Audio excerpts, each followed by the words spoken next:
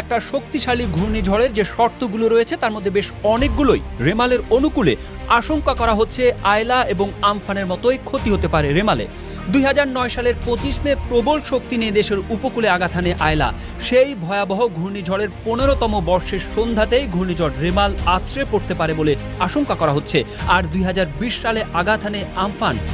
5-star rating প্রাপ্ত BLDC টেকনোলজির Walton super saver ceiling fan 65% পর্যন্ত বিদ্যুৎ বিল সাশ্রয় করে আপনাকে রাখে প্রশান্তিতে। ওয়ালটন ফ্যান হাওয়া বদলে দেয়। সে সময় ঘূর্ণিঝড় আমফানের দাপটে লণ্ডভণ্ড হয়েছিল ভারত, কিন্তু বাংলাদেশকে রক্ষা করেছিল সুন্দরবন। কিন্তু এবার কি হবে? 25 মের পরে ঘূর্ণিঝড় রেমাল যে কোনো সময় আছড়ে পড়তে পারে পশ্চিমবঙ্গ ও বাংলাদেশে, ইঙ্গিত দিয়েছে আবহাওয়া অধিদপ্তর। এই ঘূর্ণিঝড়ের জেরে 24 মে রাত থেকেই বৃষ্টি শুরু হতে পারে উপকূলীয় এলাকায়। বৃষ্টি চলতে পারে 26 মে পর্যন্ত। আবহাওয়া